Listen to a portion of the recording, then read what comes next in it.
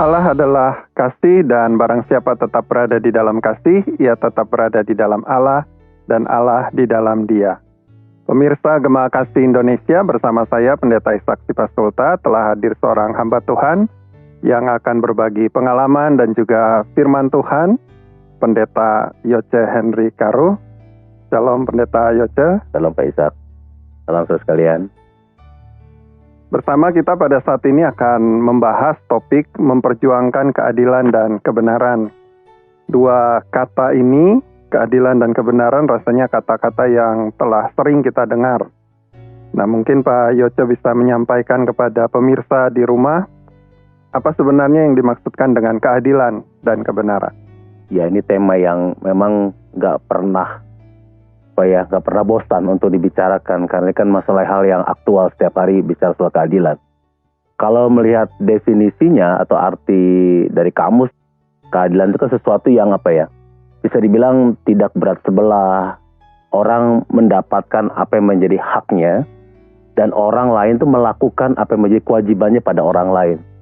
Ketika seseorang mendapatkan haknya, lalu atau juga orang lain bisa melakukan apa yang menjadi kewajibannya pada orang lain, maka dia akan bisa bertindak yang benar dan adil.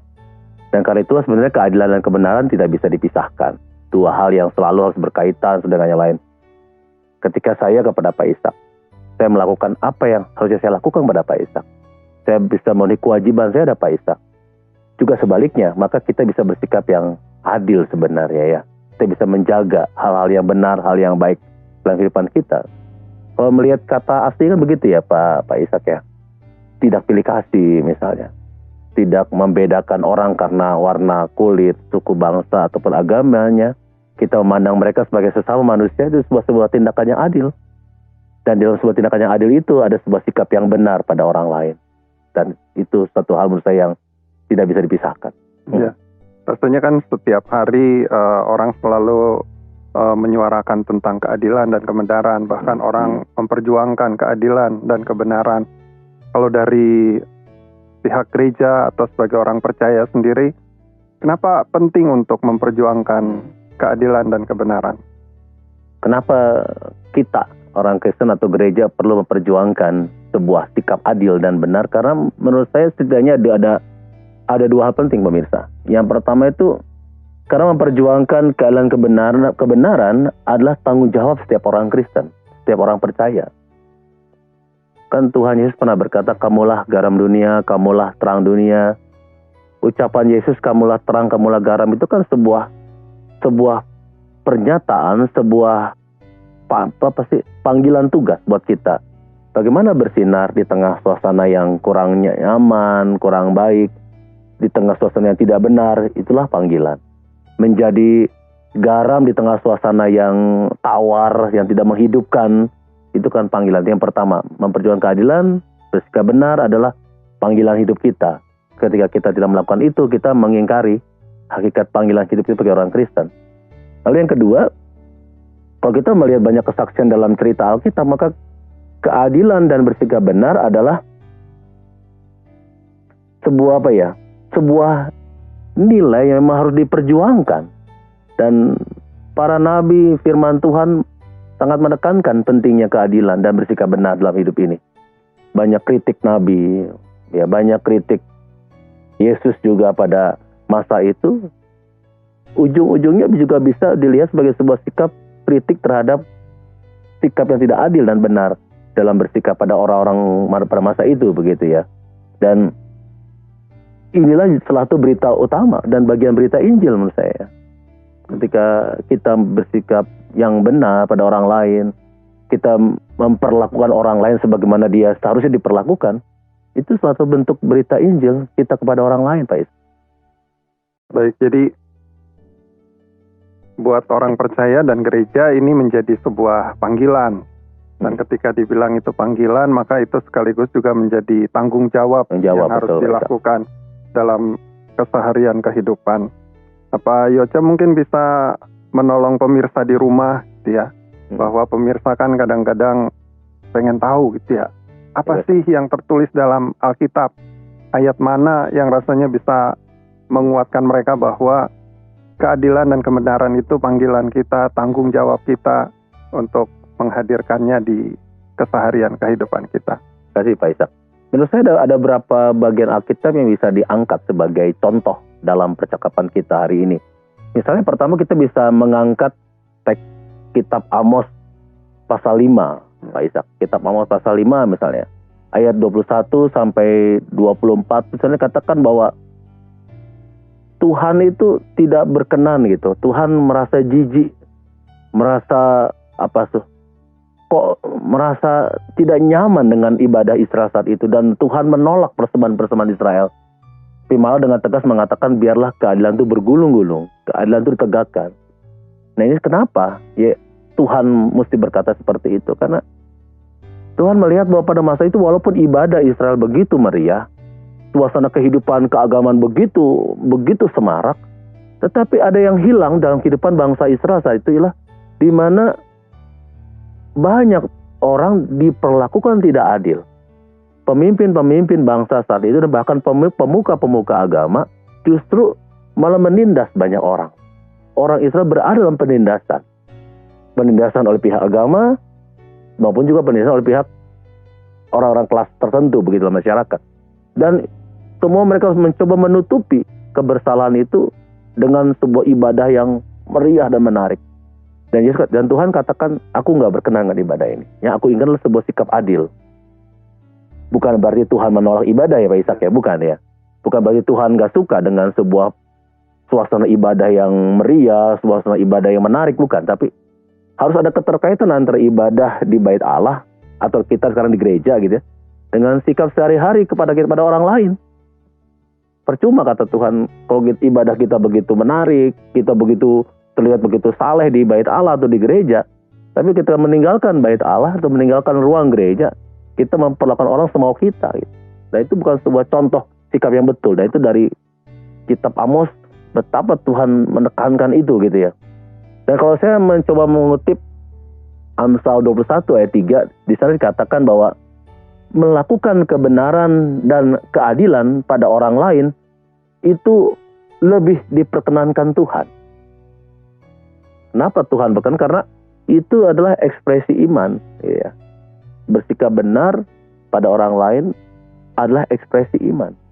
Dengan bersikap benar kita memperlakukan dia secara adil. Siapa dia sebagai manusia kita hormati sebagai sama manusia. Itu lebih berkenan pada Tuhan. Itu yang pertama Pak Ishak. Contoh yang lain bisa kita lihat misalnya dalam cerita Injil Yohanes pasal 2 ayat 13 dan 16 misalnya.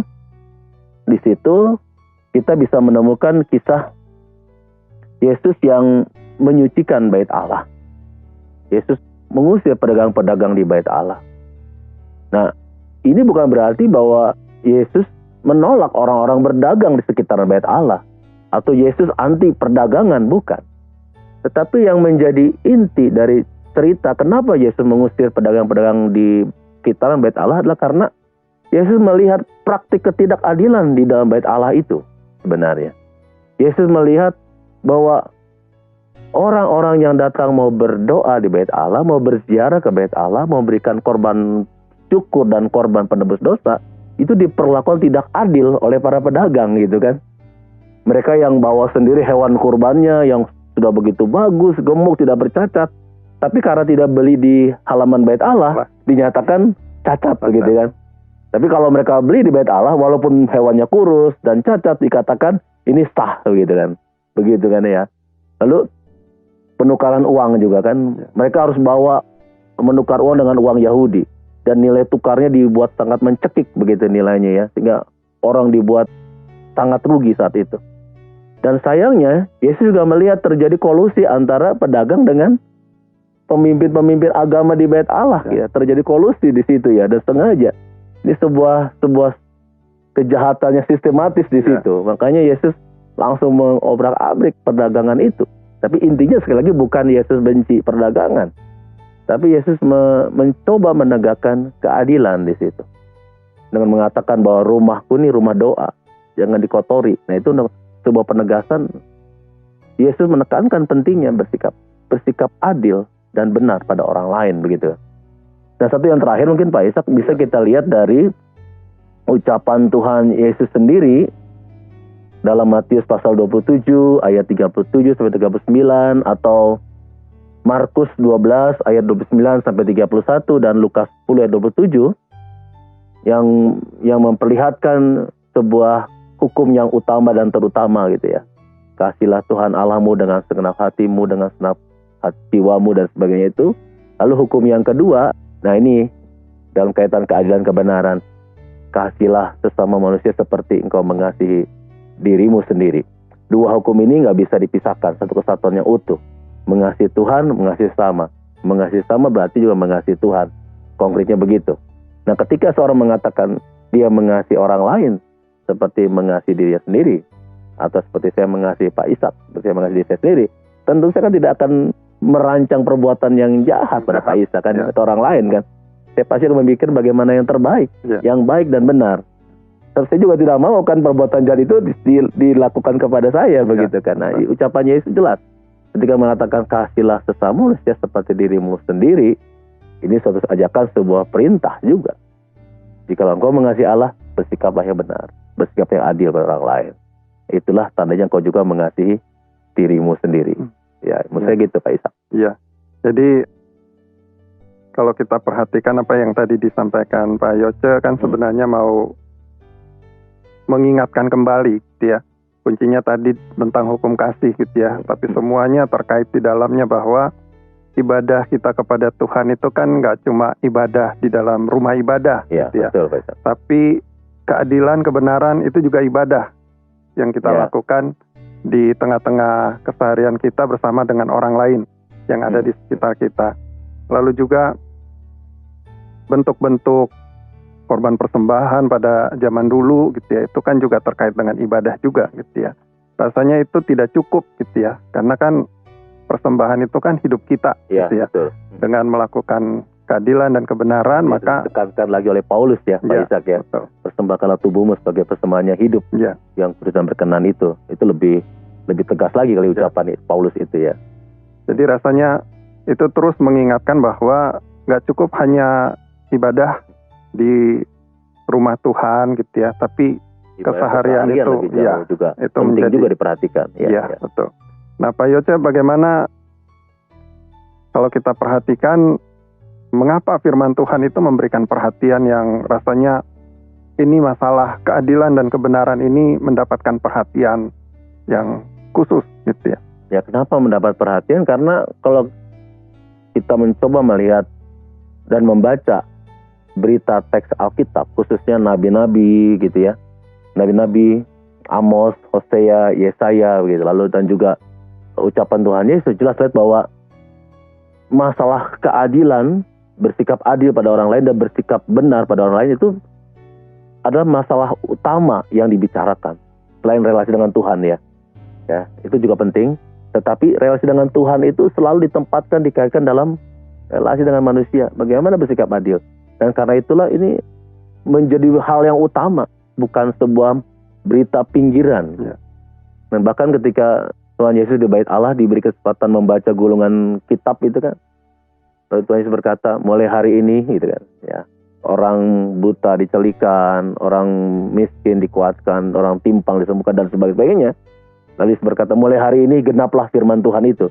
Itu kan sebuah pernyataan proklamasi Yesus bahwa dia datang untuk menegakkan kebenaran bahwa dan keadilan, bahwa orang harus diperlakukan dengan sama baiknya. Tidak boleh ada diskriminasi, tidak boleh ada perlakuan yang merendahkan, menghina dan sebagainya, tapi orang dihargai sebagai manusia, diperlakukan sebagai manusia. Menurut saya melihat kacamata itu, dan nabi-nabi dengan jelas mengatakan bersikap adil, dan karena itu hal yang benar di mata Tuhan adalah sebuah ekspresi iman yang harus nyata dari ibadahmu gitu ya. Apa arti ibadah gitu ya? Kalau dalam nyanyian kita kan ya, apa arti ibadahmu kalau tidak ada relasinya dengan kehidupan sehari-hari? Oke Pak Yoce, kita harus break dulu. Pemirsa, kita akan lanjutkan kembali perbincangan kita setelah yang satu ini.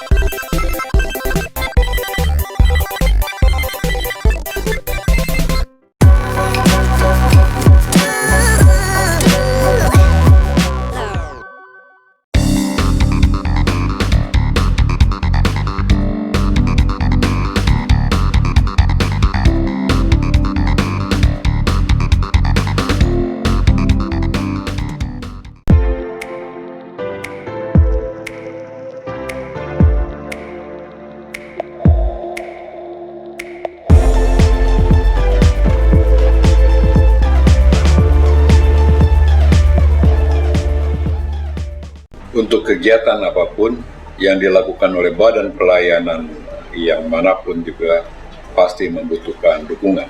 Salah satunya adalah dukungan dana. Oleh karena itu, GKB GKI Media juga membutuhkan dukungan dana dari kita semua.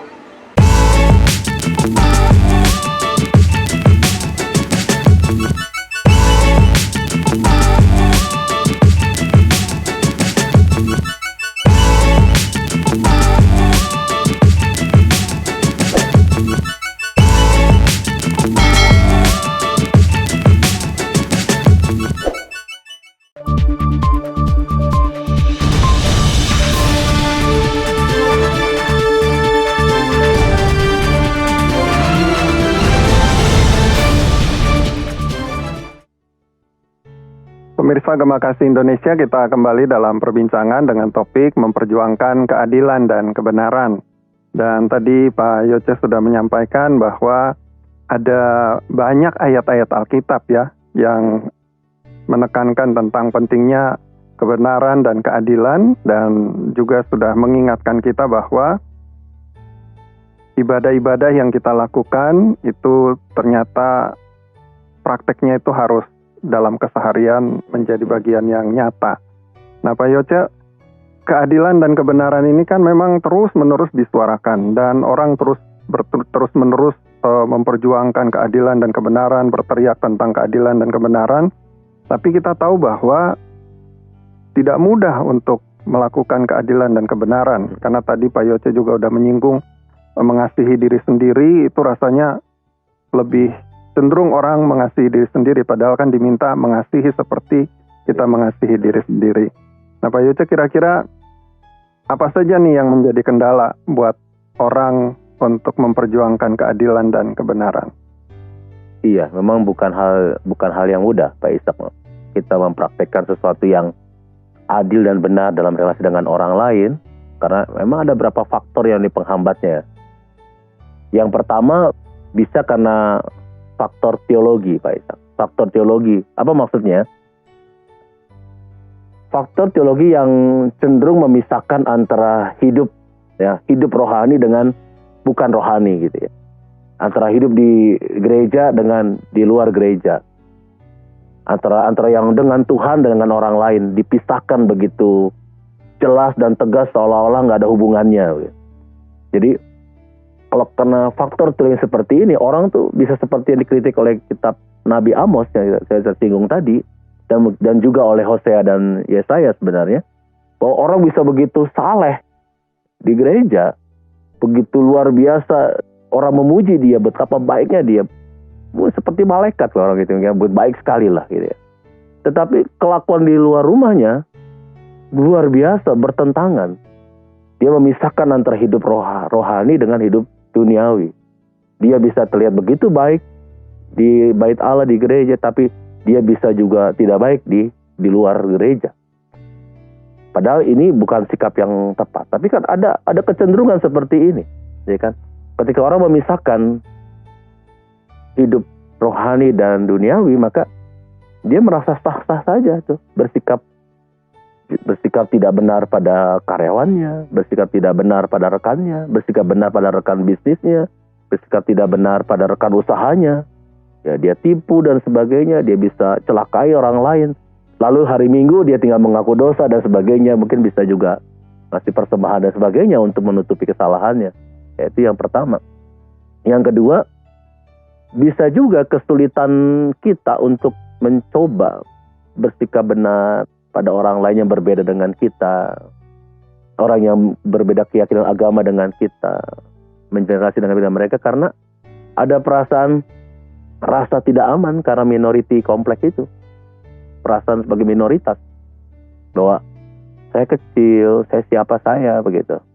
Padahal sikap-sikap perasaan rasa tidak aman, rasa tidak berdaya, merasa diri kecil, itu kan sebenarnya menghambat kita untuk bisa bergaul, sebenarnya membuat tembok yang tebal antara diri kita dengan orang lain sebenarnya. Ya memang dalam cerita Alkitab juga murid-murid merasa kami siapa gitu ya. Kan kayak Yesus selalu bilang lagi, kamulah garam, kamulah terang. Kan garam itu kan kecil saja. Tapi kan kecil bisa memberi rasa, warna. Kecil bukan berarti tidak bisa berbuat apa-apa, ya kan? Dan Yesus kan ketika bicara soal talenta juga, dia bicara soal dampak, pengaruh yang dihasilkan. Tapi kalau kita sadar bahwa walaupun kita kecil, sedikit dalam satu komunitas tertentu, tapi kalau kita memberikan kualitas hidup yang baik, itu bisa berikan pengaruh ya. Tapi inilah yang sering terjadi, rasa tidak aman, minority complex, dan sebagainya. Yang ketiga, tentu karena ada istilah yang namanya kita hidup dalam kompartementalisasi itu loh. Kalau apa itu kompartementalisasi? Hidup yang memang mengkotak-kotakan orang gitu ya. Ya, ini kotaknya A, kotaknya B, kotak berdasarkan kesukuan, keagamaan dan sebagainya gitu. Dan kalau itu bukan bagian kotak saya nggak mau peduli. Dan itu kan hambatan juga dalam bersikap benar pada orang lain. Ketika Pak Ishak bukan bagian dari kotak saya punya kecenderungan untuk membiarkan Pak Ishak, atau saya bisa melakukan tindakan yang tidak terpuji pada Pak Ishak. Kan sikap ini kompartementalisasi. Kita lihat sekarang bagaimana benturan antar masyarakat, antar suku, ya kan, antar penganut keagamaan. Itu kan benturan karena melihat kamu kotaknya berbeda dengan saya, dan karena kotaknya berbeda dengan saya, kamu bukan bagian saya. Bahkan kalau saya merasa tidak nyaman dengan Pak Ishak misalnya, saya bisa melakukan sesuatu ya yang bisa dengan Pak Ishak. Ya, yang keempat tentu karena yang Pak Ishak singgung tadi sendiri, keegoisan kita lah. Ya, keegoisan kita. Kita terlalu egois, nggak menyadari bahwa Tuhan sudah kasih banyak berkat buat kita. Berkat itu kan harus disalurkan, bukan untuk disimpan, begitu ya. Kita sudah ditebus, sudah diubah, mestinya kita menjadi saluran, berbuat sesuatu buat orang lain. Bersikap, salah satu tadi, ketika saya sudah ditebus oleh Tuhan, saya manusia baru. Sebagai manusia baru, saya harus punya sikap yang baru pada orang lain. Seperti yang Tuhan mau, bagaimana saya memperlakukan orang sedangkan haknya. Kewajiban saya lakukan pada orang lain itu kan. Dan orang harus merasa nyaman ketika berjumpa dengan kita. Saya selalu ingat dengan apa yang diucapkan oleh Ibu Teresa. Biarlah setiap orang yang datang kepadamu, ketika dia pergi dari hadapanmu, dia merasa lebih baik dibanding sebelumnya. Itu kan sebuah ajakan juga. Apa yang kita lakukan ketika orang berhadapan dengan kita? Apa yang kita lakukan pada orang yang di depan mata kita? Ya kan? Dan orang itu harus merasa lebih baik, merasa lebih happy hidupnya setelah tidak lagi berbicara dengan kita. Kita berpisah, tapi dia merasa lebih baik. Itu kan hal yang perlu kita perjuangkan. Dan saya teringat dengan satu ayat tadi yang kita agak kelewat dari percakapan kita, Pak Ishak. Yaitu Yesaya 32 ayat 17. Dan dikatakan, di mana ada kebenaran, di situ tumbuh damai sejahtera. Dan akibat kebenaran ialah ketenangan dan ketentraman. Nah, di sini kita bisa menguji sebenarnya Pak Ishak. Kalau yang saya katakan kepada Pak Ishak, apa yang saya perbuat pada Pak Ishak atau pada orang lain, saudara sekalian, itu mendatangkan hal yang baik, mendatangkan ketenangan, mendatangkan ketentraman bagi orang itu berarti apa yang saya lakukan itu benar dan menunjukkan keadilan. Tapi kalau sebaliknya ketika orang berjumpa dengan saya, datang pada saya, Pak Ishak pada saya, merasa gelisah, merasa terancam, merasa teraniaya, merasa ditipu dan sebagainya, itu bukan kebenaran dan keadilan pasti. Dan hambatan-hambatan itu bisa terjadi ke kita. Iya, Pak Yoce. Jadi rasanya kan kita boleh melihat ada kendala-kendala di dalamnya, gitu ya. Nah, tadi Pak Yoce juga sudah menyinggung tentang kondisi minoritas yang akhirnya saya tidak berdaya. Bagaimana memperjuangkan keadilan, kebenaran, kalau ternyata tidak mampu, jumlahnya kecil, gitu.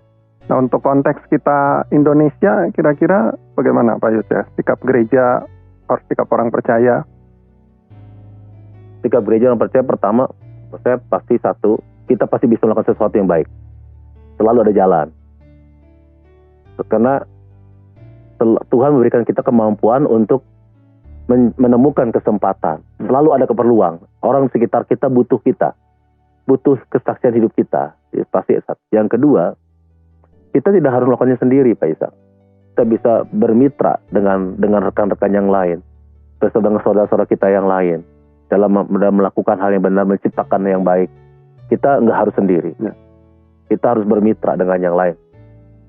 Sesama gereja atau sesama anak bangsa bisa melakukan bersama-sama, dan banyak. Beberapa gereja melakukan itu untuk hal kemanusiaan, untuk masalah kebangsaan, masalah sosial politik, dan itu tidak sendiri, tapi bermitra dengan sesama yang memang kita nilai bisa memperjuangkan hal yang baik buat bangsa dan negara ini. Iya, jadi rasanya kita juga jangan mengkotakkan diri gitu ya. Kalau kita mengkotakkan diri, akhirnya dengan kekuatan kita sendiri kayaknya tidak cukup. Tapi ketika bersama-sama, maka memperjuangkan keadilan dan kebenaran menjadi sesuatu yang mungkin. Bahkan kan tadi Pak Yoce sudah sampaikan, itu panggilan tanggung jawab. Dan semua orang menginginkan kehidupan yang damai. Tadi sudah dikutip kitab Yesaya, bahwa kebenaran itu menghadirkan kedamaian, ketenangan, dan seterusnya. Nah Pak Yoce, untuk keseharian kehidupan kita nih, ya, bagaimana, apa yang dapat Pak Yoce sampaikan kepada pemirsa Gema Kasih dalam keseharian kehidupan, dalam hal-hal yang sederhana mungkin, bagaimana mereka bisa memperjuangkan keadilan dan kebenaran? Kalau saya mengajak pemirsa untuk melakukan hal yang praktis, nggak usah yang konseptual dulu begitu ya. Yang pertama yang bisa kita lakukan sebagai pribadi, untuk bisa menjadi pribadi yang menghadirkan hal yang benar dan adil, yang pertama menurut saya, jadilah manusia yang bertindak adil dan benar dalam hidup. Itu pertama dulu, jadilah manusia yang bertindak benar. Nah seringkali kita mengharapkan orang lain lebih dulu bertindak benar dong pada saya gitu ya, bertindak adil dong pada saya. Padahal mestinya itu dimulai dari diri kita sendiri. Kalau kita menginginkan kebenaran, bersikaplah benar. Kalau kita menginginkan keadilan ditegakkan, bersikaplah adil, gitu kan. Dan ada satu firman Tuhan kan dalam Matius 7 ayat 12 yang berkata, segala sesuatu yang kamu inginkan orang lain perbuat kepadamu, perbuatlah lebih dulu kepada mereka. Ini kan sebuah perintah. Kalau kamu ingin melakukan sebuah perubahan, mulailah dari dirimu sendiri, ya kan. Jadi kalau kita ingin keluarga kita, lingkungan kita, sebuah lingkungan yang benar, adil, ada damai sejahtera, mulailah dari diri sendiri. Perubahan itu dimulai dari sendiri. Bukan, jangan orang lain berubah dulu, kita dulu. Itu yang pertama. Yang kedua, yang bisa kita lakukan adalah jadikan setiap tindakan kita tuh ekspresi iman kita kepada Tuhan. Iman tanpa perbuatan itu mati. Iman itu, kualitas iman seseorang dilihat dari sikap hidupnya. Seperti berita tadi Amos, Yesaya, dan Tuhan Yesus sendiri, sikap hidup kita itu harus jadi ekspresi iman pada Tuhan. Wujud nyata iman kita, ibadah yang konkret itu di luar tembok gereja sebenarnya. Yang ketiga, ini musuh yang penting, yang seringkali kita lupakan, yaitu bahwa kita harus menjadikan keluarga kita sebagai kelas katekisasi yang pertama. Jangan mengatakan nanti anak-anak kita tuh belajar bagaimana tentang iman tuh di gereja. Tapi dimulai dari keluarga kita sendiri. Bagaimana belajar mengasihi nanti di kelas katekisasi, bukan. Dimulai dari keluarga kita sendiri. Keluarga kita harus jadi komunitas iman yang pertama kali mengajarkan pada anak-anak kita dan anggota keluarga yang lain, inilah sikap hidup beriman yang benar, yaitu mengasihi Tuhan dan mengasihi sesama. Dengan mengasihi Tuhan dan sesama dalam satu kesatuan, maka kita punya iman yang utuh, kualitas iman yang baik, dan dengan begitu kita bisa bersikap yang benar pada orang lain, dan keadilan dapat ditegakkan, diperjuangkan dalam sikap sehari-hari. Menurut saya itu ya Pak Ishak ya, yang bisa kita lakukan. Hal-hal praktis ya, kalau yang berat-berat mungkin bisa melalui gereja sebagai lembaga, dan sebagai pribadi, sebagai keluarga, mungkin ini bisa kita lakukan. Iya, baik Pak Yoce. Jadi buat pemirsa di rumah, Pak Yoce sudah menyampaikan setidaknya 3 hal praktis gitu ya, untuk dilakukan dalam keseharian kehidupan kita. Yang pertama dibilang mulai dari diri sendiri, yang kedua jadikan itu ekspresi iman, yang ketiga mulai dari keluarga gitu ya. Kita belajar tentang keadilan dan kebenaran mulai dari keluarga. Pak Yoce, terima kasih untuk perbincangan kita hari ini. Rasanya ini perbincangan yang menarik terkait dengan keadilan dan kebenaran. Baik pemirsa, demikian perbincangan kita bersama dengan Pendeta Yoce. Jika ada saran ataupun kritik dapat diteruskan pada email ataupun SMS yang ada pada layar. Tuhan memberkati. YKB